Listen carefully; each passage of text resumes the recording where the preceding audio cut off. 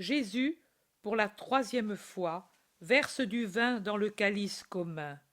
Il boit, fait boire, puis il entonne, et les autres font un chœur.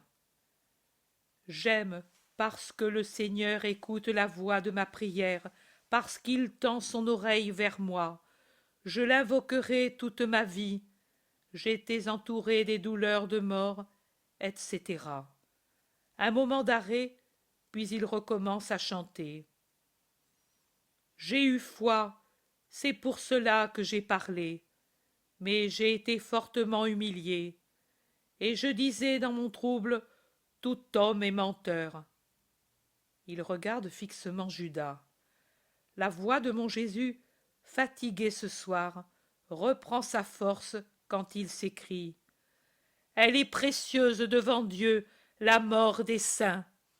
Et tu as brisé mes chaînes, je te sacrifierai une hostie de louange en invoquant le nom du Seigneur, etc. Un autre bref arrêt dans le chant, et puis il reprend. Louez tous le Seigneur, ô nations, louez-le, tous les peuples, car elle s'est affermie sur nous sa miséricorde, et la vérité du Seigneur dure éternellement. Un autre arrêt bref, et puis un long hymne. Célébrez le Seigneur, car il est bon, car sa miséricorde dure éternellement. Judas de Kériote chante tellement faux que par deux fois Thomas lui redonne le ton de sa puissante voix de baryton et le regarde fixement. Les autres aussi le regardent, car généralement il est bien dans le ton de sa voix. J'ai compris qu'il en est orgueilleux comme du reste, mais ce soir, certaines phrases le troublent au point qu'il chante faux.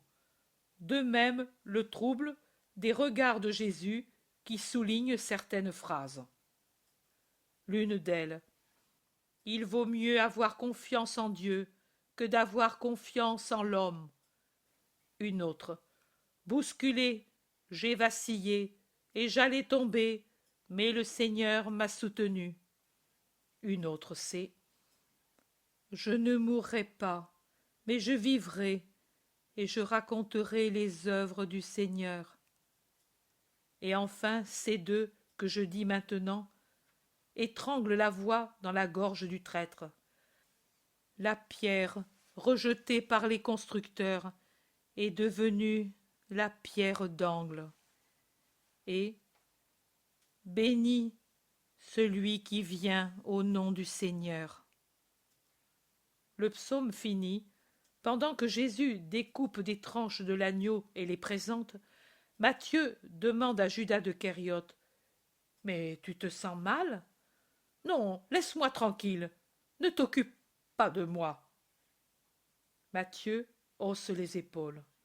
Jean, qui a entendu, dit. Le maître aussi n'est pas bien. Qu'as-tu, mon Jésus? Ta voix est faible, comme celle d'un malade ou de quelqu'un qui a beaucoup pleuré. Et il l'embrasse en restant la tête sur la poitrine de Jésus. Judas nerveux dit. Il a seulement beaucoup parlé, comme moi j'ai beaucoup marché et pris froid. Et Jésus, sans lui répondre, dit à Jean. Tu me connais désormais, et tu sais ce qui me fatigue. L'agneau est presque consommé. Jésus, qui a très peu mangé, en buvant seulement une gorgée de vin à chaque calice, et en buvant par contre beaucoup d'eau, comme s'il était fiévreux, recommence à parler. Je veux que vous compreniez mon geste de tout à l'heure. Je vous ai dit que le premier est comme le dernier, et que je vous donnerai une nourriture qui n'est pas corporelle. C'est une nourriture d'humilité que je vous ai donnée pour votre esprit. Vous m'appelez Maître et Seigneur. Vous dites bien, car je le suis. Si donc je vous ai lavé les pieds, vous aussi, vous devez le faire l'un pour l'autre. Je vous ai donné l'exemple, afin que vous fassiez comme j'ai fait. En vérité, je vous dis, le serviteur n'est pas plus que le maître, et l'apôtre n'est pas plus que celui qui l'a fait tel. Cherchez à comprendre ces choses. Si ensuite, en les comprenant, vous les mettez en pratique, vous serez bien heureux. Mais vous ne serez pas tous bien heureux. Je vous connais. Je sais qui j'ai choisi. Je ne parle pas de tous de la même manière, mais je dis ce qui est vrai. D'autre part, doit s'accomplir ce qui est écrit à mon sujet. Celui qui a mangé le pain avec moi a levé son talon sur moi. Je vous dis tout avant que cela n'arrive, pour que vous n'ayez pas de doute sur moi. Quand tout sera accompli, vous croirez encore davantage que je suis moi. Celui qui m'accueille, accueille celui qui m'a envoyé, le Père saint qui est dans les cieux. Et celui qui accueillera ceux que je lui enverrai, il m'accueillera moi-même, car je suis avec le Père, et vous êtes avec moi. Mais maintenant, accomplissons le rite. Il verse de nouveau du vin dans le calice commun, et avant d'en boire et d'en faire boire, il se lève, et tous se lèvent avec lui, et il chante de nouveau un des psaumes d'auparavant. J'ai eu foi, et c'est pour cela que j'ai parlé. Et puis un autre qui n'en finit pas. Beau, mais sans fin. Je crois le retrouver, pour le commencement et la longueur, dans le psaume 118. Il le chante ainsi. Un morceau tous ensemble, puis à tour de rôle, chacun dit un verset, et les autres un morceau ensemble, et ainsi jusqu'à la fin. Je crois qu'à la fin, ils ont soif. Jésus s'assied, il ne s'allonge pas. Il reste assis comme nous, et il parle. Maintenant que l'ancien rite est accompli, je célèbre le nouveau rite. Je vous ai promis un miracle d'amour. C'est l'heure de le faire. C'est pour cela que j'ai désiré cette Pâque. Dorénavant, voilà l'hostie qui sera consommée dans un perpétuel rite d'amour. Je vous ai aimés pour toute la vie de la terre, mes chers amis. Je vous ai aimés pour toute l'éternité, mes fils.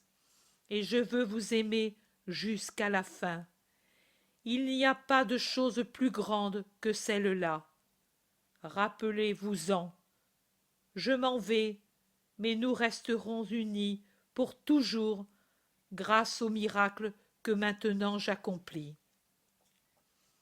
Jésus prend un pain encore entier, le met sur le calice rempli. Il bénit et offre l'un et l'autre, puis il partage le pain, en fait 13 morceaux et en donne un à chacun des apôtres en disant « Prenez et mangez, ceci est mon corps.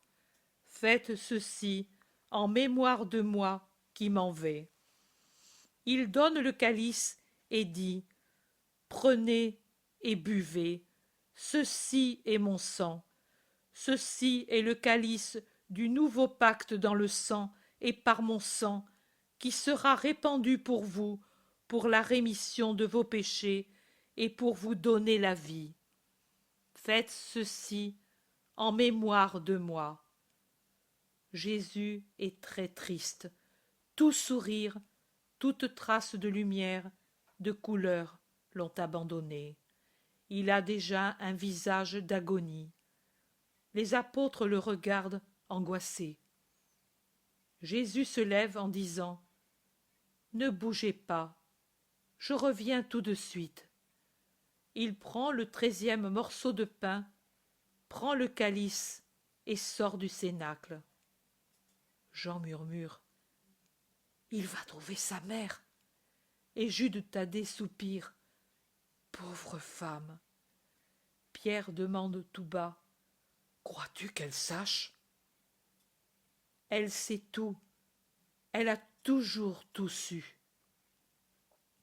Ils parlent tous à voix très basse, comme devant un mort. Mais croyez-vous que vraiment, demande Thomas qui ne veut pas encore croire. Jacques de Zébédée répond. Et en doutes-tu? C'est son heure. Le zélote dit. Que Dieu nous donne la force d'être fidèles. Oh, moi, va dire Pierre. Mais Jean, qui est aux aguets, dit. Chut, le voici.